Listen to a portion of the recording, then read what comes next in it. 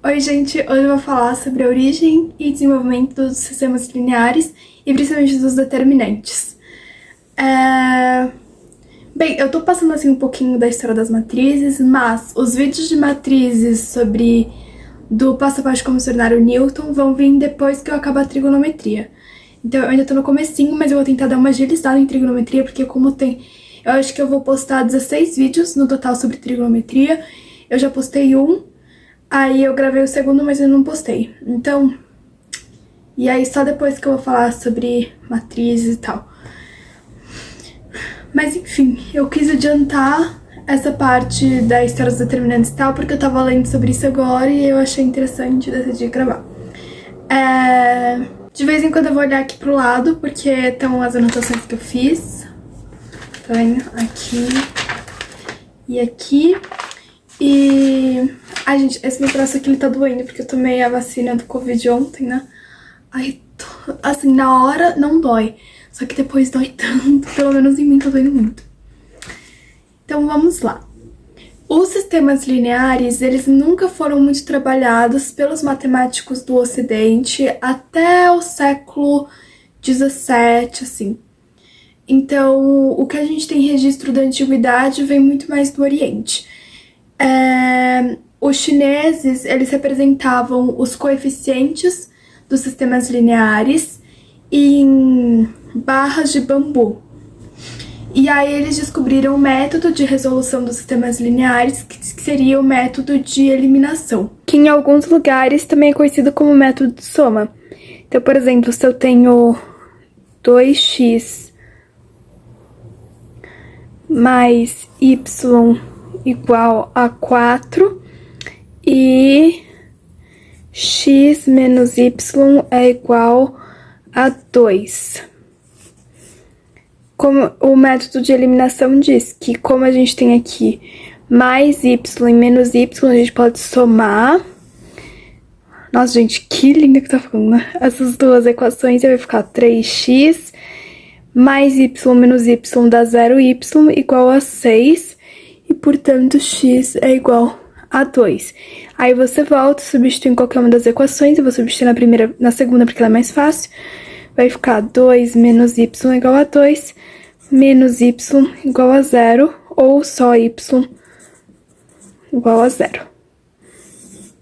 Então, a solução do sistema é 2 e 0. Esses registros remontam ao século 3 a.C. A próxima contribuição significativa vai vir do Japão, também do Oriente, em 1683, pelo matemático Seki Koa, acho que assim fala, não sei. E ele vai trazer a ideia de determinantes ligada com os polinômios associados ao quadrado de uma sentença. Então, por exemplo, x mais 2 ao quadrado. A gente sabe que é x ao quadrado mais 4x mais 4. Então, ele vai por esse caminho. 10 anos depois disso, o Leibniz, que vai ser o primeiro grande nome no Ocidente a trabalhar com determinantes e matrizes, ele vai descobrir, né, e demonstrar o que a gente chama de fórmula de Leibniz para os determinantes, que é para a gente descobrir o determinante de uma matriz. O método não é tão simples quanto outros que a gente conhece, mas foi o método precursor de tudo, e ele tá ligado com o fatorial, né, e com as permutações. Eu vou explicar pra vocês mais ou menos como que é. Bem, então essa fórmula de Leibniz, obviamente que tem a fórmula certinha e tal, mas eu vou apresentar a ideia pra vocês, porque é mais fácil. Então, imagina uma matriz 3×3, assim, A, B, C, D, E, F, G, H, I.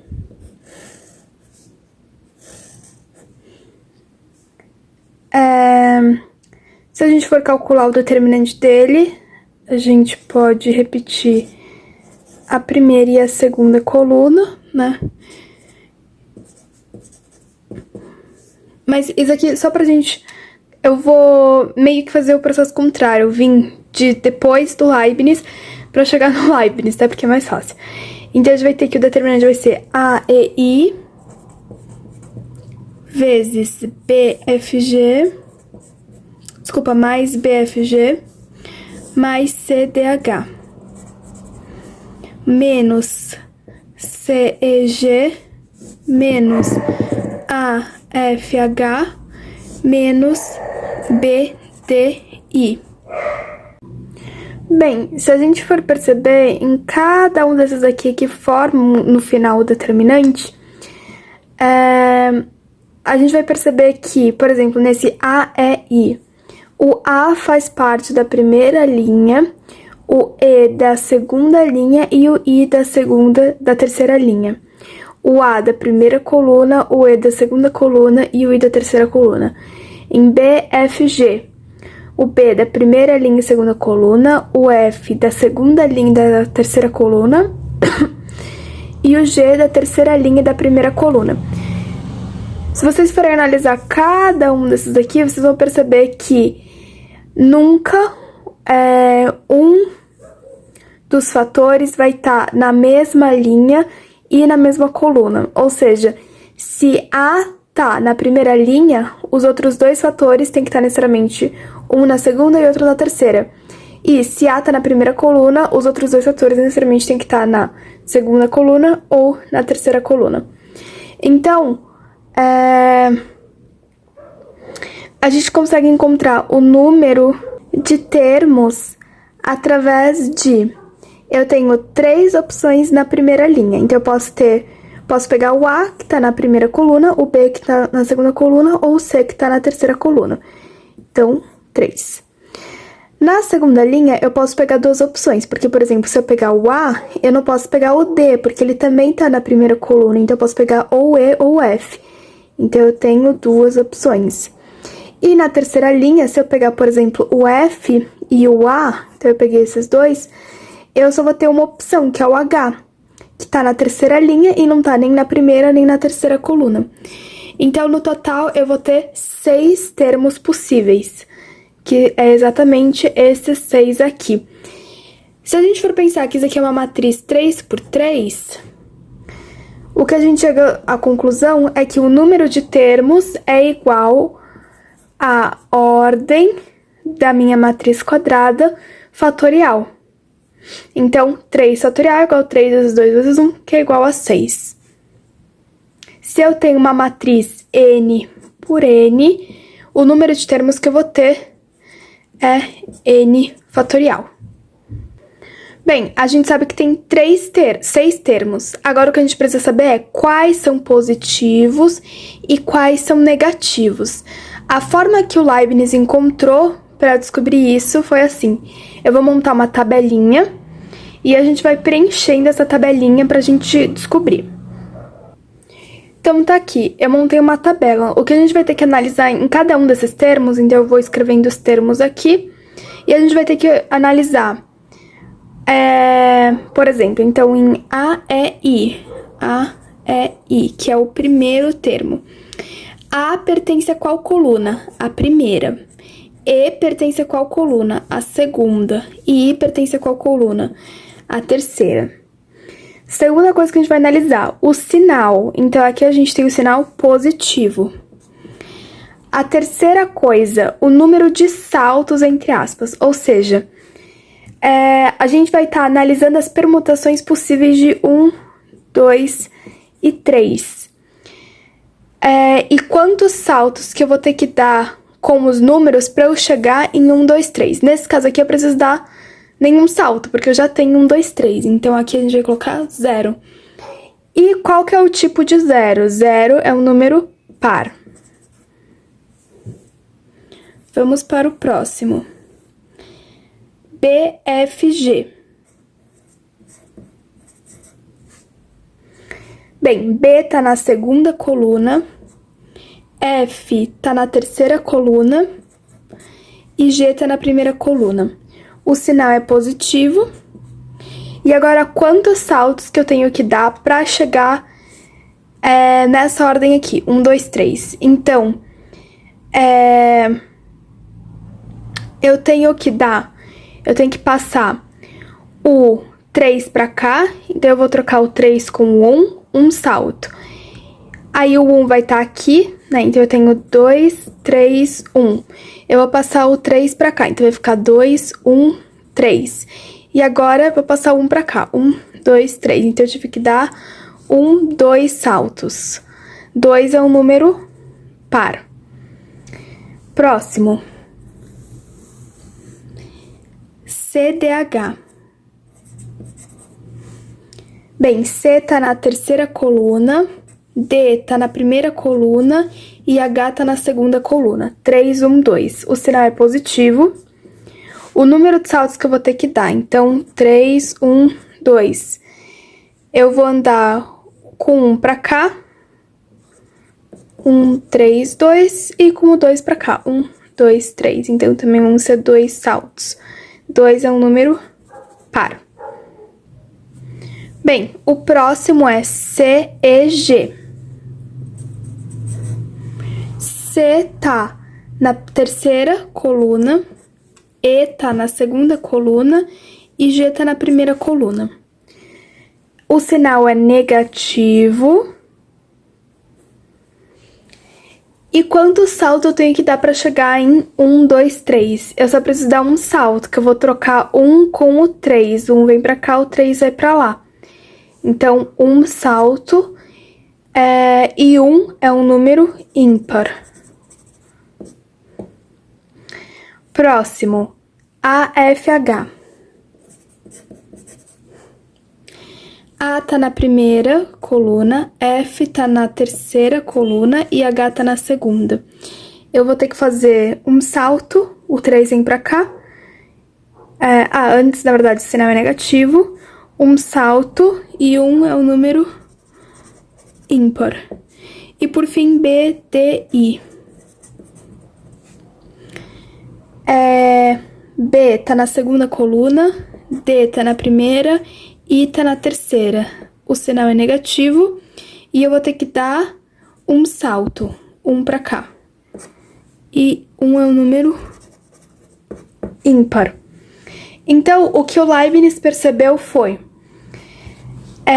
que quando a gente tem uma permutação par, ou seja, eu tenho que trocar nenhum número ou 2 números, o meu sinal vai ser positivo.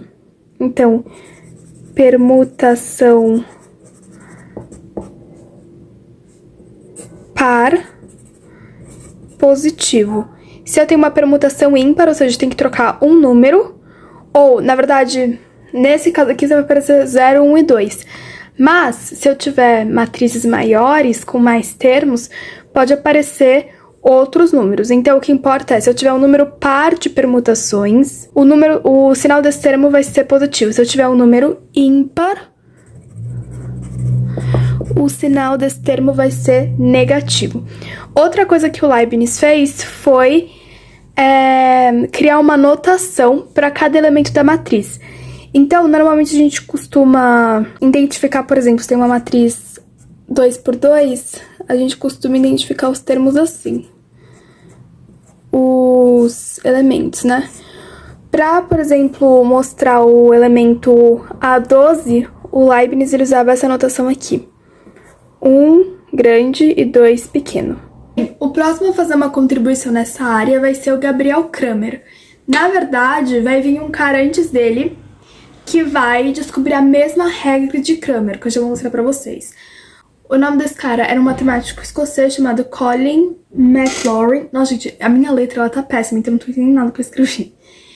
E ele provavelmente descobriu isso em 1729, mas ele publicou em 1748. O Gabriel Cramer, que era um matemático suíço, ele vai chegar à mesma regra, independentemente do Maclaurin, só que ele só vai publicar em 1750, 2 anos depois. A regra de Cramer serve pra gente calcular a solução de um sistema linear através do determinante das matrizes. Então eu vou mostrar pra vocês como é que faz. Então vamos supor que eu tenho o seguinte sistema linear. X mais y mais z é igual a 6. X menos y menos z é igual a menos 4. E 2x menos y mais z é igual a 1. E pela regra de Cramer, o que a gente tem que fazer é calcular o determinante da matriz dos fatores de cada uma das incógnitas. Então, no caso, eu tenho o fator aqui 1, 1 e 1. Aqui 1, menos 1 e menos 1. E aqui 2, menos 1 e 1. Eu vou chamar isso aqui de matriz D. E o determinante dessa matriz eu consigo calcular pela regra de Chió, que é mais fácil. Então, vai ser... Porque aqui tem 1, né? Então, vai ser menos 1, menos 1, menos 2, menos 1, menos 1, menos 2, menos 1, menos 2, menos 3, e 1, menos 2, menos 1. Então, o determinante de D é igual a 2 menos 6, que vai dar menos 4.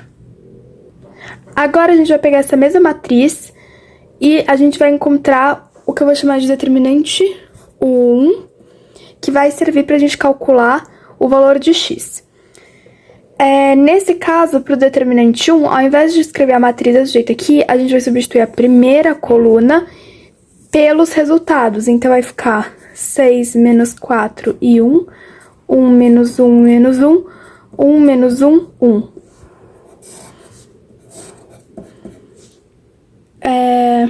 Isso aqui eu vou resolver não pela regra de Shaw, porque senão eu teria que simplificar isso aqui. Então, eu só vou copiar a primeira e a segunda coluna. Aqui vai dar menos 6, menos 1, e mais 4, mais 1, menos 6, e mais 4. Então, esse aqui vai dar menos 7, menos 3, menos 2, menos 8, menos 4. D2 vai ser essa matriz, só que ao invés de eu substituir a primeira coluna, eu vou substituir a segunda coluna. Então, vai ficar 1, 1, 2, 6 menos 4, 1, 1 menos 1, 1.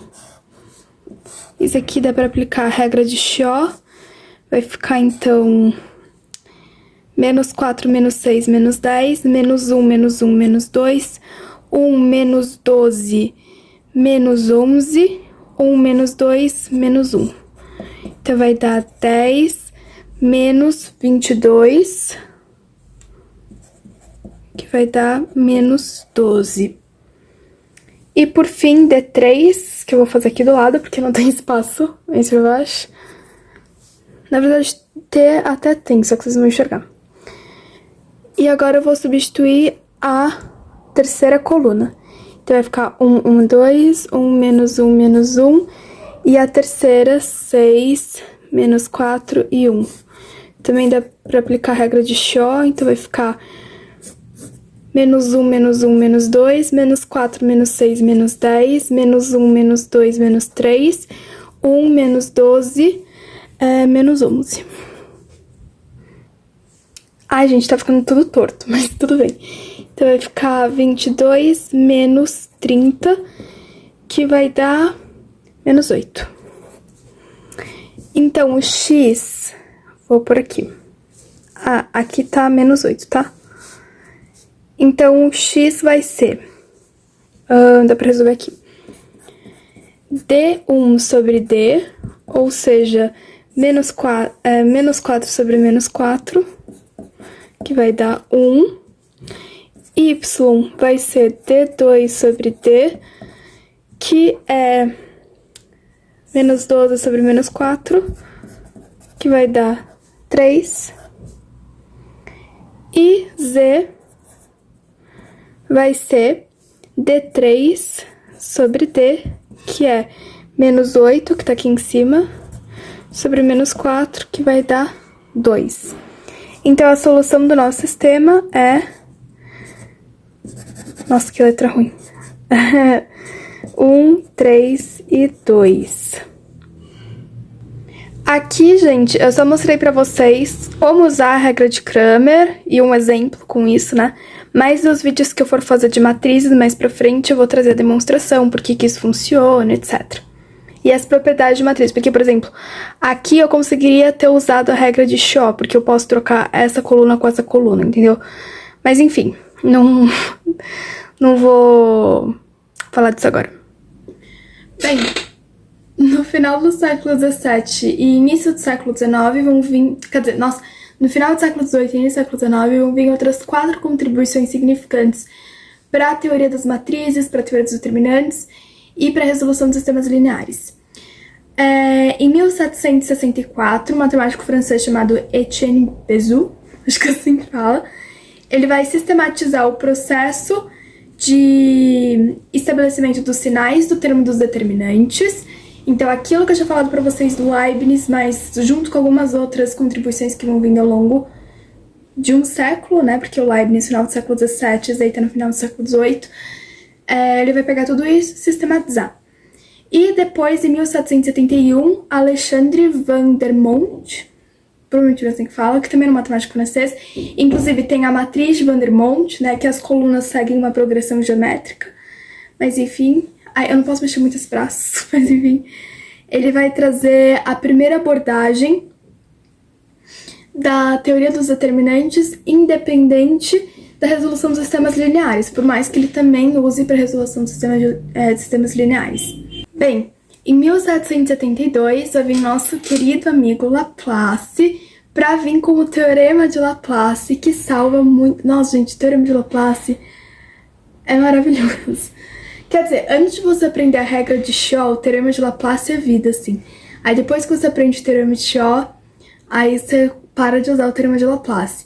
Mas às vezes dá preguiça, dependendo, tipo, de como estão as primeiras colunas ali das matrizes, dá um pouco de preguiça de usar o Teorema de Shaw, a regra de Shaw, e aí é mais fácil só você aplicar o Teorema de Laplace, mas enfim.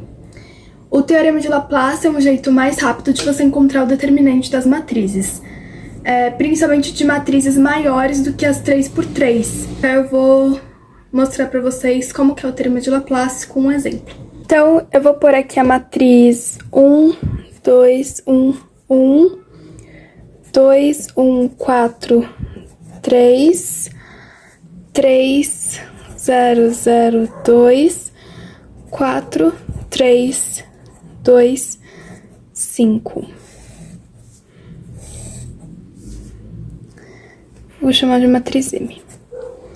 O que o Teorema de Laplace diz é que a gente pode pegar qualquer linha dessa matriz e através dessa linha a gente consegue calcular o determinante. O ideal é que você pegue a linha mais simples. Nesse caso aqui, a considerada linha mais simples é essa aqui, 3002. Por quê? Porque ela tem 2 zeros e como a gente vai multiplicar cada um desses elementos por uma coisa que eu mostrei pra vocês, então pelo menos 2 termos para calcular o nosso determinante já vão ser excluídos. Então a gente vai pegar essa linha aqui, 3002, dá pra fazer com qualquer outra, mas é o que eu disse pra vocês, essa aqui vai ser mais fácil. E aí o que a gente vai fazer é multiplicar cada um desses elementos dessa linha pelo complemento algébrico de cada um desses elementos. Ou seja, o determinante de M é igual a 3 vezes o complemento algébrico de 31, né? Mais 0 vezes o complemento algébrico de 32, mais 0 vezes o complemento algébrico de 33, mais 2 vezes o complemento algébrico de 34. O que é o complemento algébrico? Basicamente, para calcular ele, então, por exemplo, o complemento algébrico de A31. Ele vai ser igual a menos 1 elevado a 3 mais 1 vezes o determinante 31. Esse determinante 31 vai ser essa matriz, o determinante dessa matriz, só que eu vou excluir a linha 3 e a coluna 1. Então, isso aqui vai ser igual a menos 1 elevado a 4 vezes o determinante dessa matriz aqui. 2, 1, 1, 1, 4, 3, 3, 2, 5. Por quê? Porque eu excluí essa linha e essa coluna. O determinante disso daqui eu já calculei, que vai dar 22. Menos 1 elevado a 4 dá 1, então vai ser só 22. E o complemento algébrico de A3, 4, porque esse aqui vai dar 0, esse aqui vai dar 0, então a gente precisa calcular. Vai ser menos 1 elevado a 3 mais 4, vezes o determinante 34. Ou seja, vai ser essa matriz, só que sem a linha 1 e a coluna 4. Então, vai ficar menos 1 elevado a 7, vezes 1, 2, 1, 2, 1, 4, 4, 3, 2. Menos 1 elevado a 7 é menos 1. E o determinante dessa matriz aqui, eu já tinha calculado, e dá 16. Menos 1 vezes 16, menos 16. Portanto, o determinante dessa matriz M vai ser 3 vezes 22, mais 0, mais 0, mais 2 vezes menos 16. 3 vezes 22 dá 66, 0 mais qualquer coisa. Quer dizer, 0 mais 0 dá 0, então eu posso ignorar. E aqui vai dar 2 vezes menos 16, que vai dar menos 32. 66 menos 32 dá 34. Então, esse é o teorema de Laplace para calcular determinante de qualquer matriz, tá? Dá para fazer com matriz 1 por 1, 2 por 2, 3 por 3, 4 por 4, quais vocês quiserem. Bem, o matemático Cauchy, ele vai, em 1812, introduzir o termo determinante da forma como a gente utiliza hoje em dia. Ele vai simplificar e sumarizar o que era conhecido sobre os determinantes até aquela época. Ele vai melhorar a notação das matrizes em geral e vai demonstrar, vai fazer a demonstração da multiplicação de determinantes. E por fim, um pouco depois, acho que, se eu não me engano, um ano depois, em 1813, mas eu não tenho certeza, um matemático chamado Carl Jacobi, ou Jacob, ele era alemão, então deve ser Jacobi, sei lá. Ele vai simplificar a teoria dos determinantes e também vai criar o teorema de Jacobi. Eu vou chamar de Jacobi, que é o seguinte teorema. Esse teorema de Jacobi, ele é bem facinho assim de aplicar. Então, vamos supor que eu tenho a matriz 1, 3, 5, 4, 2, 7, 4, 1, menos 6. Que eu vou chamar de matriz M também. O que o teorema de Shaw diz é que a gente pode multiplicar uma coluna por um número qualquer e somar com outra coluna, que essa matriz vai continuar sendo a mesma. Ou seja, isso aqui é muito útil para aplicar o teorema de Laplace, porque a gente consegue simplificar essa matriz. Então, por exemplo, eu vou multiplicar essa primeira coluna aqui por menos 3 e vou somar nessa daqui. Por que eu vou multiplicar por menos 3? Porque que vai ficar menos 3 e menos 3 mais 3 vai dar 0. Então, eu já simplifico essa coluna. Ou pelo menos esse elemento aqui da matriz. E aí, essa linha se torna mais fácil para eu aplicar o teorema de Laplace. Então, vai ficar 1, 4, 4. 1 vezes menos 3 mais 3, 0. 4 vezes menos 3, menos 12. Menos 12 mais 2, menos 10. E aqui vai ficar menos 12 mais 1, menos 11. E aqui eu vou multiplicar por menos 5 e somar com a terceira coluna. Menos 5 mais 5, 0. Menos 5 vezes 4, menos 20, mais 7, menos 13. E aqui menos 20, menos 6, menos 26. Aí aqui a gente pode aplicar o teorema de Laplace, também dá para aplicar a regra de Shaw. Eu vou aplicar, bem, é que o teorema de Laplace eu geraria exatamente essa matriz aqui, né? Menos 10, menos 13, menos 11, menos 26. Então, na verdade, dá na mesa se aplicar o teorema de Laplace ou a regra de Shaw. Eu vou aplicar a regra de Shaw porque vai ser mais rápido, inclusive. Então, aqui vai ser menos 4 vezes 0, na verdade, menos 10 menos 4 vezes 0, que vai continuar sendo menos 10. Aqui menos 13, aqui menos 11, aqui menos 26. Então, o determinante dessa matriz, determinante de M, vai ser igual menos 10 vezes menos 26, que dá 260, menos 11 vezes menos 13, que vai dar menos 143. Né? Quer dizer, isso daqui dá 143 com menos 143. E no total vai dar 117. Então foi esse o vídeo, espero que vocês tenham gostado. Foi um pouquinho sobre a história das matrizes, dos determinantes e dos sistemas lineares. E é isso, até a próxima!